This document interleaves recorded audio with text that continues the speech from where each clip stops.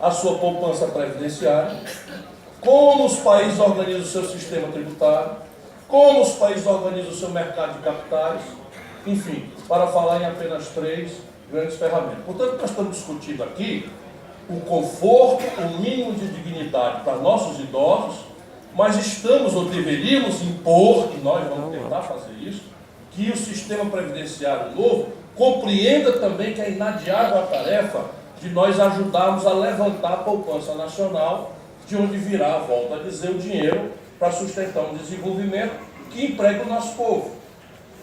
E aí você tem algumas questões para tratar. O sistema de previdência, basicamente, são 2, tecnicamente.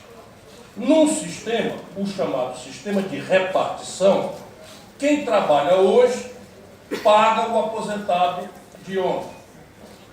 Então, assim, o sistema de repartição, que puro, como o Brasil, só tem mais 2 países que eu conheço que praticam, a Argentina e a Venezuela. E não por acaso, nesse caso, não são boas companhias, porque os 2 companheiros estão quebrados, que nem nós. Então, e a razão do sistema de repartição está quebrando e sumindo da realidade humana, as razões são 2. Para que funcione um sistema em que o trabalhador de hoje paga o aposentado de amanhã adiante, é preciso que haja 2 premissas. Uma, que a demografia, ou seja, o perfil da população, seja jovem, por maioria esmagadora. Por quê? Porque o trabalhador contribui com um pequeno pedaço do salário. E o aposentado necessariamente recebe cheio. Então, se eu tenho uma demografia jovem, e chega o deputado Tim Gomes também, quero registrar aqui na mesa, né? Meu querido amigo e primo. Então, o sistema de repartição supõe uma demografia jovem. No prático, em 1970, o Brasil tinha 7 pessoas trabalhando para financiar um aposentado com expectativa de vida que não passava de 60 anos. Era uma demografia muito jovem. E a outra premissa também está sumindo do mapa, no Brasil, mais dramaticamente do que qualquer outro país do mundo, por uma crise que se arrasta desde os anos 80, sem que a gente seja capaz de desconjurá-la, porque temos a ilusão de ótica por ciclos de consumo que felicitam o povo e depois o país quebra, como aconteceu lá atrás com o Fernando Henrique no começo do Plano Real, e com o Lula, que foi muito bem, logo mais a Dilma quebra o país, porque o país não sustenta o padrão de consumo que esses ciclos artificiais de estímulo ao consumo, porque está se desindustrializando e não está crescendo a economia. Então, repare, no ano 2006, quando eu saí do governo Lula de ministro, o Brasil tinha 50 milhões de carteiras assinadas. Essa é a outra premissa. O sistema de repartição funciona em ambiente de alto emprego e de muita formalidade no mercado de trabalho. Lógico, porque a principal incidência para financiar a Previdência é a relação de trabalho com a carteira assinada. Aí daí vem a contribuição individual do trabalhador e do empresariado, né? E depois as outras receitas complementares para a grande seguridade social. Hoje, o Brasil tem menos de 20 milhões de carteiras assinadas. Estão entendendo? Era 50 milhões de carteiras assinadas, hoje nós temos menos de 20 milhões. Por quê? Porque nós estamos com quase 14 milhões de brasileiros desempregados e nós estamos com 32 milhões de brasileiros vivendo de bico, correndo do rapa na rua das grandes cidades, esculhambando o comércio formal que paga imposto. Por exemplo, Zé Avelino versus Monsenhor Tabosa. Então, a Zé Avelino, aquela baderna, aquela anarquia, que a gente fica com certa dor, que a dor de corpo, o povo precisa trabalhar, estão quebrando a Monsenhor Tabosa inteira que paga imposto.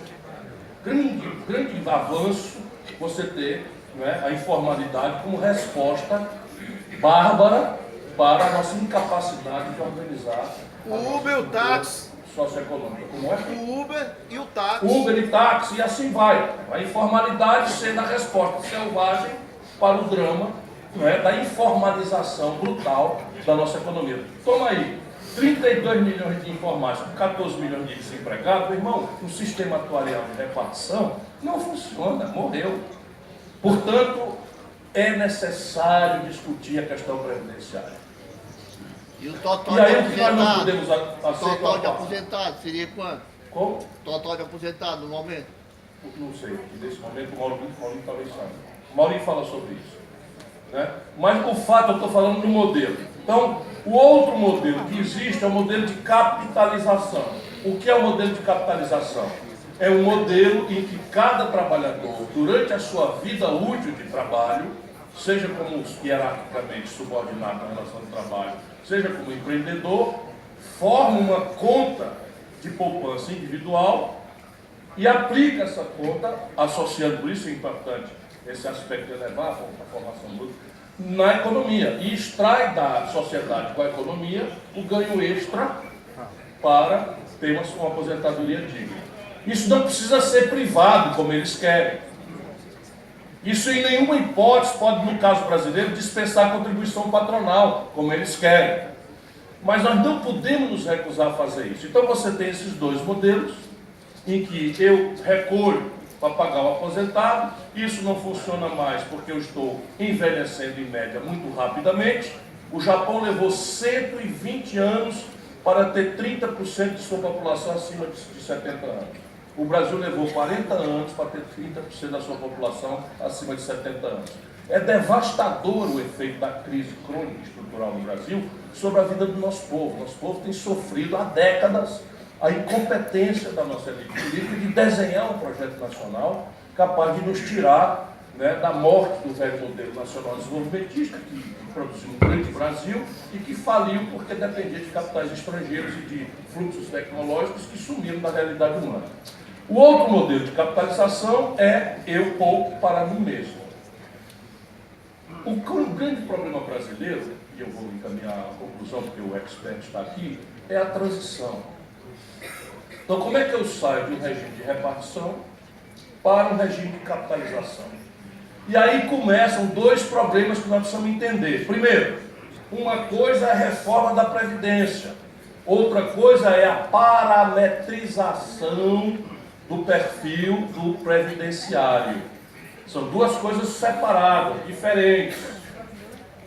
Uma coisa é o sistema, é o modelo. Isso é uma reforma da Previdência. Outra coisa é o parâmetro. Qual é a idade mínima? Que tipo de diferenciação eu vou estabelecer ou não entre homem e mulher? Que tipo eu vou estabelecer sob o ponto de vista regional? Que tipo de diferenciação eu vou fazer sobre certo tipo de profissão insalubre, que importa em risco de vida pela natureza da profissão? E eles estão pasteurizando tudo e todo o debate está indo para a parametrização. Este não é o principal elemento.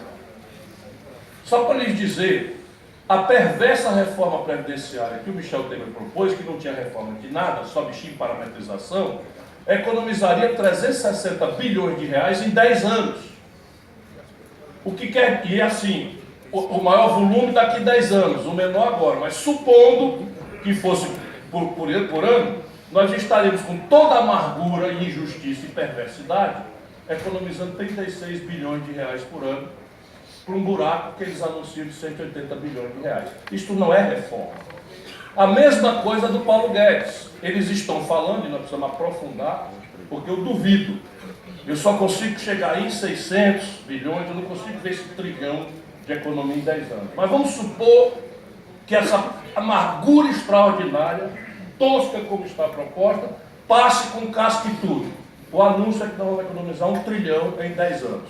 Puxando a tempo presente, que não é assim que funciona, porque a Previdência ela vai quanto mais demorar, maior a economia. Agora é menor na transição. Mas vamos supor, para calcular, então nós estamos falando de uma economia anual de 100. Não é pouca coisa, mas não resolve. O que quer dizer que nós estamos fazendo outro remendo para devolver o debate à sociedade. E quando a parametrização chegar no limite, nós já chegamos. O Maurinho descobriu, aí, são 66 páginas a proposta de reforma. Só para vocês terem ideia, são 66 páginas. Está cheio de pegadinha. O Maurinho descobriu uma aí, que ele vai falar, em que a idade mínima para o cara se aposentar numa certa situação é 84 anos.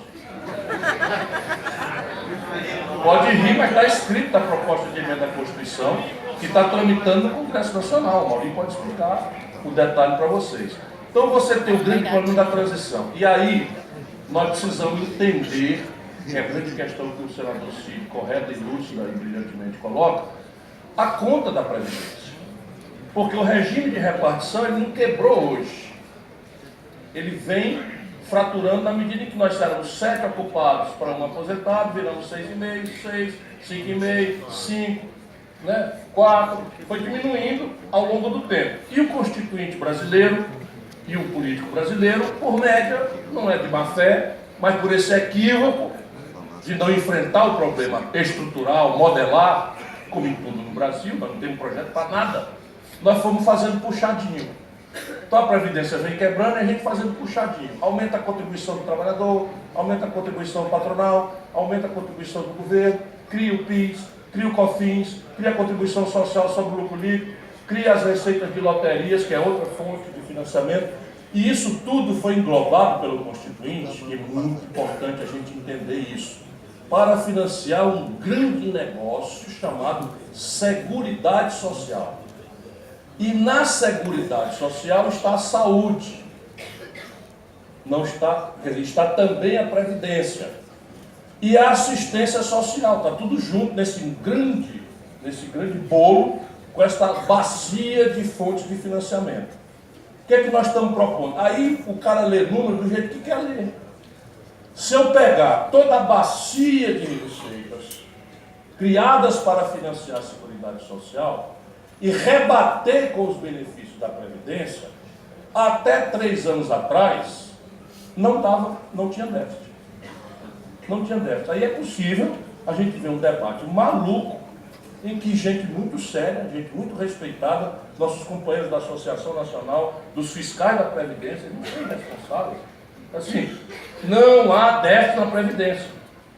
E o lado do governo, que se supõe também, por definição, não é assim tão irresponsável e salafrário, mentiroso, diz assim, o déficit da Previdência é 250 bilhões de reais. Porra, ele não tem déficit, 250 bilhões de déficit, não é possível que alguém não possa aclarar. Tem uma coisa errada. E é o tal da falácia, a leitura de números.